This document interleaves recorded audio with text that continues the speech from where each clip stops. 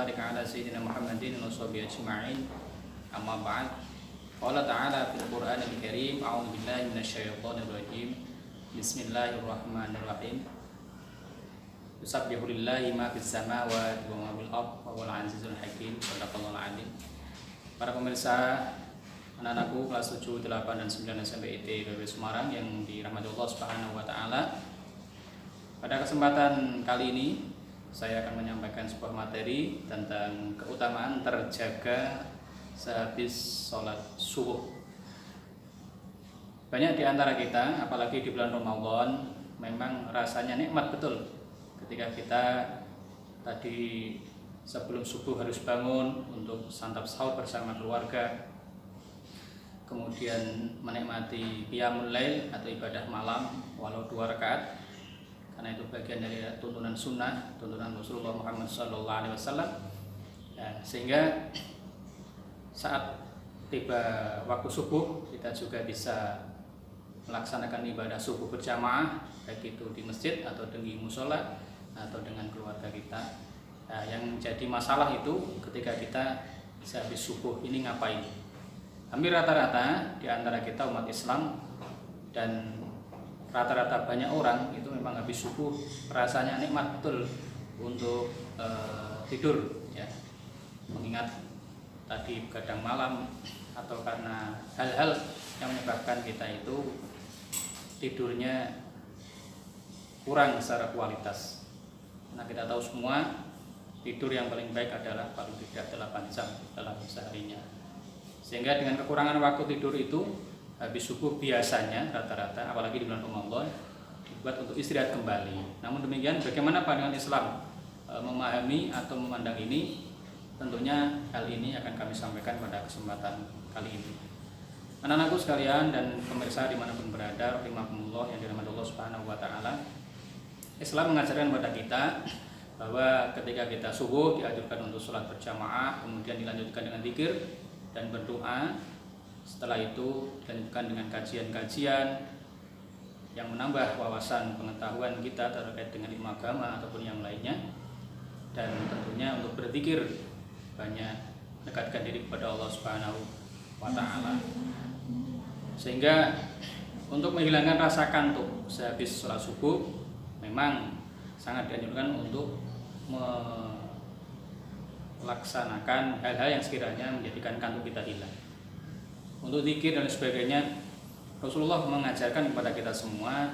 Rasulullah itu sendiri dan para sahabatnya setiap sholat subuh berjamaah selesai itu beliau melanjutkan zikirnya sampai nanti saat matahari terbit, ya. Karena ini memiliki faedah atau hikmah sebagaimana diberikan pahala orang yang ibadah haji dan umrah secara sempurna. Itulah keistimewaan di antara kita, bagaimana ketika kita sholat subuh berjamaah kemudian diikutkan zikir. Tentunya jangan merubah posisi duduk kita, tentunya semuanya sampai nanti waktu matahari terbit. Setelah itu aktivitas duniawi dalam rangka beraktivitas kita, yaitu yang belajar ya belajar, yang mengajar, yang bekerja dan sebagainya, ikuti sesuai dengan aktivitas kalian. Rasulullah juga mengajarkan kepada kita semua, kalau kita terasa kantuk, bagaimana kita bisa zikir sambil berdiri, sambil duduk, sambil tiduran asal tidak tidur beneran, ya. Hal ini tentunya memang berat untuk kita semua, ya.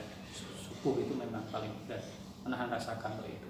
Dan perlu diingat, ada beberapa hal yang perlu kiranya kita pahami, bahwa ternyata habis subuh itu manfaatnya luar biasa untuk kita semua.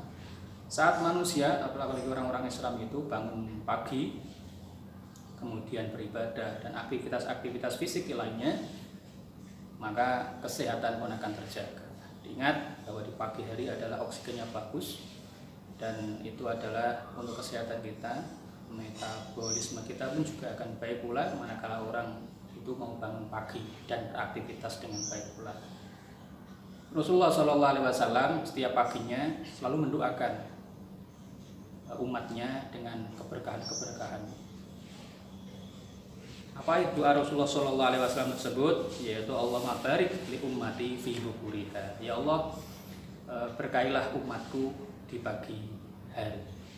Ini adalah tentunya doa Rasulullah yang diberikan dan ditujukan kepada umatnya yang mau menjalankan subuh, kemudian paginya diisi dengan kebaikan-kebaikan dan tidak tidur. Keberkahan di sini terkandung maksud atau arti bahwa kita itu dari waktu ke waktu segala profesi yang kita miliki, baik yang guru, kiai, ustadz, para santri, murid dan sebagainya, punya sesuatu hal yang harus dimutolaah ya. Jadi siswa bisa menghafal, bisa belajar lebih lanjut, dari guru mempersiapkan segala sesuatunya, materi-materi yang akan disampaikan kepada anak didiknya.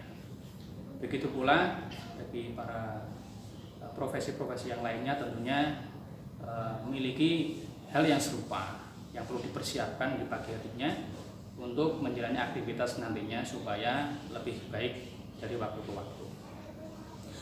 Nah, ternyata perlu dipahami oleh kalian bahwasanya pagi hari ternyata ada keberkahan luar biasa. Sebagaimana Rasulullah SAW tadi menyampaikan doanya untuk kita semua supaya kita diberikan keberkahan, maka jangan tidur lagi sehabis sholat subuh. Untuk berikutnya, ternyata bagi orang yang bangun pagi itu ternyata menyehatkan tubuhnya, mengingat oksigen pagi hari yang luar biasa bagusnya belum terkontaminasi oleh zat-zat lain atau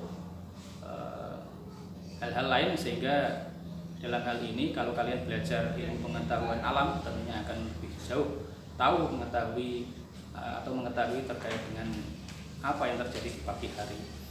Nah, dari waktu ke waktu nanti sampai sore tentunya apa yang terjadi akan berkurang ozon atau oksigen yang paling bagus itu, maka di pagi hari tentunya silakan untuk mengerjakan yang baik-baik, jangan tidur lagi. Tidur pagi ternyata menjadikan kita itu malas ya. Kalau pernah kita rasakan betul adanya ya. Sebagaimana yang saya sampaikan pula, perlu diingat ternyata habis bangun tidur pagi itu memang luar biasa rasanya, itu bahasa mudahnya kita itu aras-arasan, males ya, badan malah tidak enak semua, sehingga dianjurkan untuk segera bangun dan mandi sehingga segar kembali dan bugar kembali. Tidur pagi pula akan menyebabkan orang itu mudah terserang penyakit. Karena apa? Di situ harusnya kita beraktivitas setelah kita semalam itu menjalankan aktivitas-aktivitas yang idealnya itu adalah harus direhatkan. Kita sudah tidur semalam, masa pagi-pagi tidur kembali? Harusnya diisi dengan yang lainnya supaya apa? Supaya badan ini habis bangun tidur malam itu semakin sehat, tidak tidur kembali ya. Untuk yang lainnya yang perlu diperhatikan oleh kalian, ternyata dengan tidur pagi itu menyebabkan rezeki kita itu terhalang. Ibarat kata, jangan sampai kita itu sebagai hamba Allah kalah dengan seekor burung. Seekor burung itu kalau pagi hari itu sudah terbang dari arah satu ke arah yang lainnya dalam rangka apa? Mencari keberkahan, mencari rezeki Allah Subhanahu wa taala. Sehingga dengan pagi hari yang Allah berikan kepada kita, kita manfaatkan sehingga di situ rezeki Allah Subhanahu wa taala akan melimpah kepada kita semua. Bagi siswa, santri, para pelajar, rezekinya apa? Tidak harus uang atau duit ya. Bisa dengan ilmu pengetahuan ya. Bagi orang tua kalian pun demikian, rezeki bisa berupa kesehatan, harta benda dan lain sebagainya. Sekali lagi, rezeki tidak hanya sekedar uang belaka, tetapi nikmat Allah yang diberikan kepada kita semua adalah bagian dari rezeki Allah Subhanahu wa taala. Ingat, kalau kita ingin sehat, kalau kita ingin diberkahi Allah Subhanahu wa taala sebagaimana doa Rasulullah SAW kepada kita semua, dan kalau kita tidak ingin malas-malasan, maka habis subuh jangan tidur kembali. Buatlah aktivitas yang baik, tilawah, tadarus, zikir, kemudian kita belajar kembali atau bagi anak-anak yang penghafal, baik itu penghafal Al-Quran atau materi-materi yang disampaikan Bapak Ibu guru, bisa dipelajari kembali. Supaya apa? Supaya kita lebih baik lagi. Ingat, pagi hari adalah waktu yang baik dan otak kita masih fresh ya setelah kita istirahatkan semalam. Ingat pula, waktu yang diberi Allah itu diantaranya adalah habis sholat maghrib dan habis sholat subuh.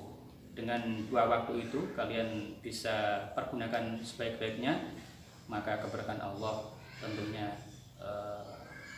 ada dalam diri kita semuanya. Demikian yang dapat kami sampaikan. Semoga hal ini menjadikan pencerahan bagi kita semua. Sekali lagi, sebagai orang Islam dan orang yang ingin sukses, jangan mudah atau senang tidur di pagi hari ya. Walaupun rasa kantuk, tahan dahulu sehingga nanti bisa ada waktu untuk tidur saat sebelum zuhur atau qailulah walau sebentar ya. Demikian, kurang lebihnya maaf. Bertemu di lain kesempatan. Assalamualaikum warahmatullahi wabarakatuh.